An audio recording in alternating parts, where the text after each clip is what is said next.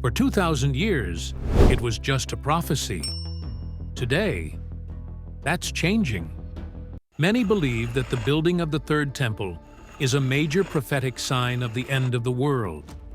But has any progress been made with the Third Temple? You are going to be shocked when you find out the 10 specific preparations that have been completed for the Third Temple. And by the time we get to number 10, you're going to understand why this isn't just a religious story. This is a geopolitical earthquake waiting to happen. Preparation number 1. The perfect red heifers. What if I told you that 5 perfect red heifers were just flown into Israel? And they may be the final missing piece before the Third Temple is built? You've heard rumors. You've heard prophecy. But now, it's real. The Bible talks about a mysterious ritual, one that hasn't been performed for nearly 2,000 years. A ritual involving a perfect red heifer, no spots, no blemishes, never yoked. Why? Because only the ashes of a red heifer can purify the Jewish priests before temple worship begins. Without the red heifer, the temple cannot be used. And for an unclean person, they shall take of the ashes of the burnt heifer of purification for sin. And now, they have the heifers, not just 1, but 5, brought from Texas, raised under strict rabbinical supervision, and waiting for the day of sacrifice. Why now? Why these heifers? The arrival of the red heifer means one thing: the temple is closer than ever. In September 2022, 5 red heifers were flown into Israel from Texas. They were carefully selected, examined for blemishes, checked for even 2 non-red hairs, which would disqualify them. And when they passed inspection, they were greeted with dancing and celebration. But not by the whole world, because while most ignored it, those who understand prophecy held their breath. Then shall the sanctuary be cleansed. Daniel 8:14. This isn't just a religious ceremony. This is prophecy in motion, because the Bible says, "Let no man deceive you, for that day shall not come, except there come a falling away first, and that man of sin be revealed, who opposeth and exalteth himself, so that he as God sitteth in the temple of God." 2 Thessalonians 2:3-4. The Antichrist will sit in the Third Temple, but before he can sit, the temple must be built. And before it's built, the red heifer must be sacrificed. We are almost there. So what's the timeline? Here's what's expected. 1 will be selected for sacrifice. The ceremony will happen outside Jerusalem, likely on the Mount of Olives. The ashes will be mixed, stored, and used to purify the new temple site. The Third Temple will be ready for construction or dedication. Prophecy will move forward fast. The Temple Institute has already announced their intention to perform the red heifer ceremony before Passover this year. That's not next year. That's not someday. That's months away. But to understand why this matters, you need to see what else they've been preparing. Preparation number 2. The sacred vessels recreation. While the world was distracted, master craftsmen in Jerusalem have been recreating something extraordinary. Over 60 sacred vessels, each one crafted according to biblical specifications that haven't been relevant since 70 AD. But here's where this gets absolutely incredible. I'm about to show you items that are worth more than most people's houses, crafted with precious metals and ancient techniques that took years to perfect. This is the Temple Institute's recreation of the Golden Menorah. 95 pounds of pure gold. Price tag, $2 million. But here's what's really stunning. This isn't a replica for display. This is a functional menorah designed to be used in actual temple service. And it's not just the menorah. What you're seeing now, and what I'm about to show you, represents the largest collection of temple vessels created since the destruction of the Second Temple. But here's the question that's going to shock you. Why spend millions of dollars creating functional temple vessels if you're not planning to use them? The answer to that question is coming up, and it's going to change everything you think you know about this story. Incense vessels designed to burn the exact spices mentioned in Exodus. Measuring cups calibrated to biblical standards. Silver trumpets that can produce the exact tones described in Numbers. Each item represents months or years of research, craftsmanship, and expense. But vessels are just objects. What about the people? What about the priests who would actually use these items? That brings us to preparation number 3, and this is going to absolutely blow your mind. Preparation number 3. Priestly Training Program, 2130 to 2430. What you're watching right now has never been seen in 2,000 years. These are modern Jewish men, descendants of the priestly tribe of Levi, being trained to perform temple services that their ancestors haven't practiced since the Roman destruction of Jerusalem. Picture this moment. You're watching the restoration of knowledge that was lost for 2,000 years. These men are learning rituals that their great-great-great-grandfathers, going back 70 generations, could only dream of performing again. In 2009, the Temple Institute built a field school in Mizpeh, Jericho, about 20 minutes from Jerusalem. Here, Kohanim, Jewish priests, and Levites undergo rigorous training to ensure they can perform every aspect of temple service perfectly. And here's something that's going to shock you. In 2015, these trainees completed something extraordinary. The first accurate, authentic reenactment of the Korban Pesach, the Passover offering, in 2,000 years. And speaking of when the time comes, you need to see what they've prepared for the temple itself. Because what you're about to see is going to answer the question everyone's asking. Are they really serious about rebuilding the third temple? Preparation number 4. Architectural blueprints complete. What you're looking at right now are not conceptual drawings. These are operational blueprints for the third temple, created to modern construction standards and ready for immediate implementation.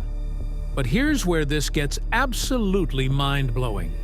Not only are the blueprints complete, but they've built a scale model that you can actually visit right now in Jerusalem. This is a 1/50th scale model of the third temple, exact in every detail. The square building measures 150 meters long by 150 meters wide in the actual plans. The model will be displayed at a new visitor center opening in Jerusalem in 2025. But here's what most people don't realize. These aren't just religious drawings. These are architectural plans that incorporate modern building codes, electrical systems, plumbing, heating, and ventilation. This is a blueprint for a functioning modern temple. As we walk through this virtual temple, you can see every detail has been planned. The chamber for the Sanhedrin, the court of the priests, the altar of sacrifice, the Holy of Holies. Every measurement corresponds exactly to biblical descriptions. But blueprints are just paper. What about the actual materials? What about the physical objects that would go inside this temple? That brings us to something that's going to absolutely shock you. Preparation number 5. High priest garments. Ready. What you're seeing right now took over a decade to create. These are the complete garments of the Jewish high priest, recreated according to exact biblical specifications and ready to be worn. Think about this moment. These garments represent 2,000 years of hoping, dreaming, and praying. Every thread has been researched. Every gemstone has been selected according to ancient texts. Every detail represents the fulfillment of prophecies that seemed impossible just decades ago. This is the breastplate of the high priest. 12 stones, each one engraved with the name of one of the 12 tribes of Israel. According to Exodus 28, verses 15 to 21, fashion a breastpiece for making decisions. Mount 4 rows of precious stones on it. There are to be 12 stones, one for each of the names of the sons of Israel. Each stone on this breastplate is authentic. We're talking about real sapphires, real emeralds, real diamonds. The gold work alone took master craftsmen over 2 years to complete. But here's the question that's keeping religious leaders awake at night. Who will wear these garments? Because according to biblical law, only one man can serve as high priest at a time. And the selection process for that man is about to begin. But garments are just clothing. What about the physical foundation of the temple itself? What about the actual stones that would be used in construction? That brings us to preparation number 6, and what you're about to see is going to change everything. Preparation number 6. Altar stones collected. We're standing at the Dead Sea, the lowest point on Earth. But what happened here in 2010 is going to shock you. Temple Institute representatives came to this exact location to collect something that's been waiting here for thousands of years. These are the stones that will form the altar of the third temple. But these aren't just any stones. According to Deuteronomy 27:5, build there an altar to the Lord your God, an altar of stones. Do not use any iron tool on them. Every stone you're seeing has never been touched by metal tools. They were formed by natural geological processes and collected by hand. According to biblical law, this is the only type of stone that can be used for temple construction. Imagine the moment when these stones were collected. Workers standing where Moses himself might have stood, selecting stones according to laws given 3,500 years ago, for a temple that everyone said would never be built. But stones are just the beginning. What about the people who would govern this temple? What about the religious authority that would oversee temple operations?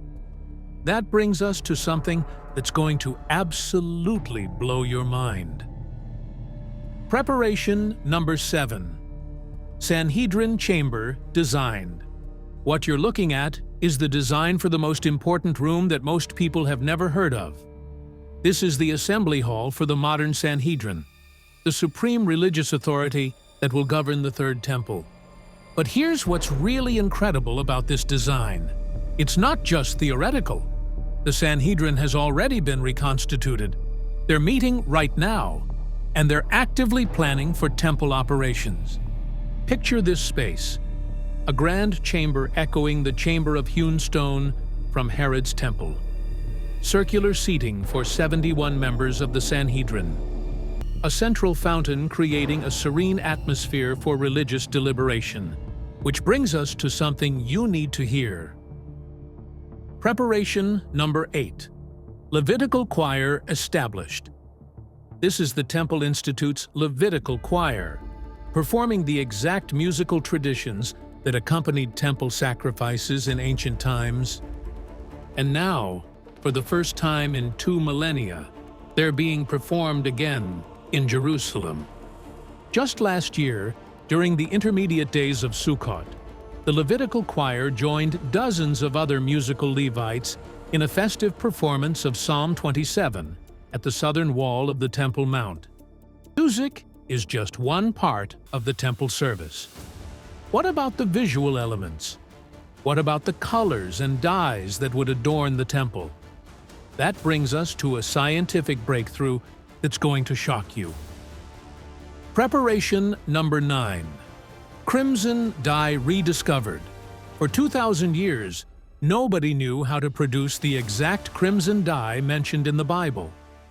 The secret was lost when the Second Temple was destroyed.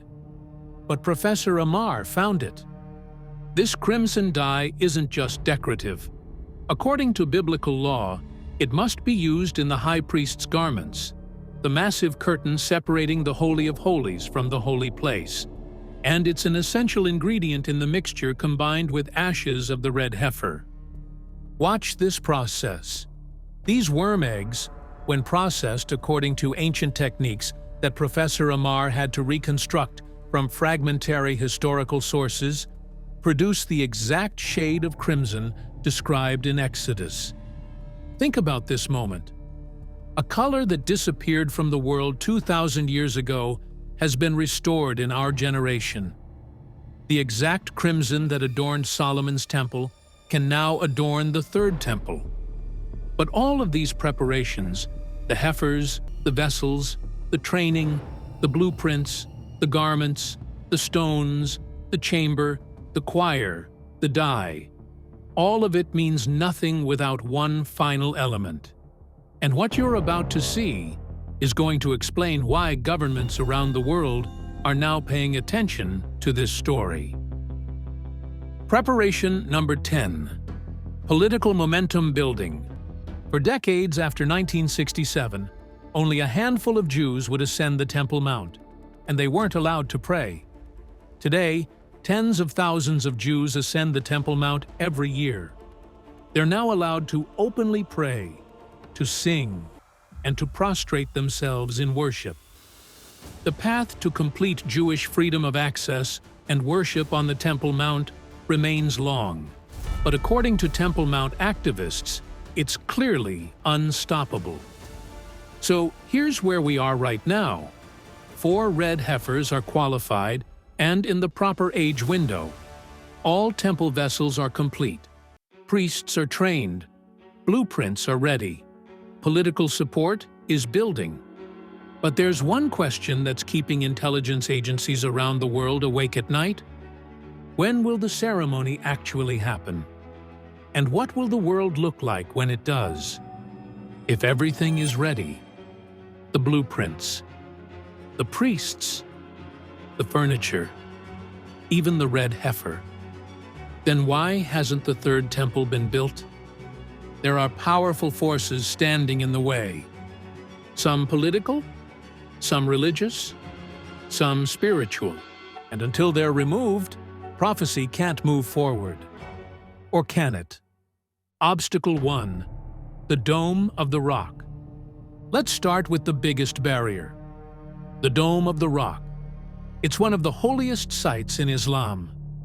It sits right on the Temple Mount, the exact spot where the First and Second Temples once stood. And right now, no Jewish construction is allowed there. Any attempt to build the temple would cause a global eruption of protest, violence, and possibly war. Muslims believe the Temple Mount belongs to them. Jews believe it belongs to them. And the rest of the world? They're too afraid to touch it. The Dome of the Rock was built in 691 AD, on top of the Jewish temple ruins. That's over 1,300 years ago, and it's never been demolished or moved since. Until this obstacle is removed, the Third Temple can't rise. But prophecy says it will. So what's going to happen to the dome? Something must fall, for something else to be raised. Obstacle 2. Political pressure. The second barrier? Politics. Right now, the idea of rebuilding the temple is a political nightmare. Israel is surrounded by enemies.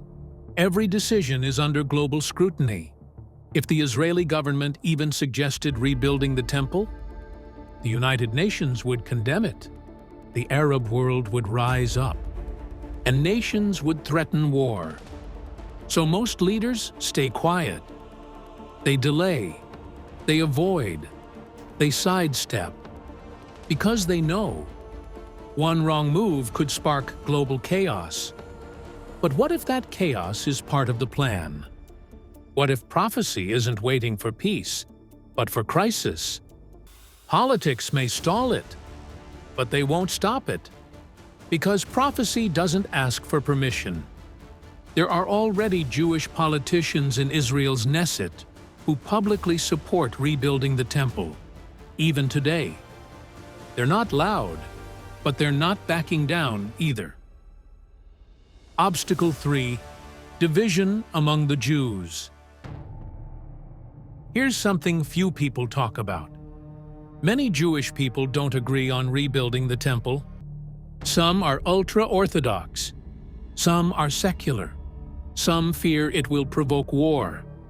Others believe only the Messiah should rebuild it. Even religious leaders are divided. Some say it's time now. Others say it's too dangerous. This internal conflict is one of the quietest but strongest barriers. Because without unity, there can be no movement. The enemy loves division, because divided people can't build holy things. But one event, one breakthrough, could unite them all in an instant. What could suddenly change Jewish minds and unify their will? Could it be an attack? A miracle? A treaty? Obstacle 4: global religious tension. Here's the truth. The Third Temple doesn't just affect Israel. It affects all three major religions: Judaism, Islam, and yes, even Christianity. For Muslims, it's a threat. For Jews, it's a promise. For Christians, it's a sign. And that makes the temple one of the most controversial topics in the world. Religious leaders from every background are watching. Because they know, if the temple rises, it changes everything. And there was given me a reed, and the angel stood, saying, "Rise and measure the temple of God." Revelation 11:1. Some Islamic scholars already fear that the red heifers brought to Israel are a signal that the Jews are preparing for temple sacrifices. And they're not wrong. The temple is more than a building. It's a battleground of faith. When religion collides with prophecy, there is no neutral ground. Obstacle 5: spiritual warfare. The fifth and final barrier: spiritual warfare. Because the temple isn't just a religious building, it's a place where God once dwelled, and Satan wants no part of that. The enemy knows the Bible, he knows the prophecies, and he knows that when the temple is rebuilt, and after that, Jesus returns. That's why this battle is more than political, more than religious. It's a battle in the heavenly realm. For we wrestle not against flesh and blood, but against spiritual wickedness in high places. Ephesians 6:12. Before heaven touches the earth, hell will throw everything it has. Could the spiritual opposition we're seeing now be the final stall before the temple rises? First comes resistance, then comes movement, then comes the temple. And once that happens, the countdown begins. Let's imagine the future. The dome is removed or bypassed. A political deal opens the door. The Jewish people unite. Global religion is stunned. And the enemy is pushed back. Then, the temple begins to rise, stone by stone. Priests are called. Sacrifices resume, and the world watches in awe or fear. Because when the temple returns, so does the conflict. But also, so does the king. The temple may begin with celebration, but it ends with confrontation.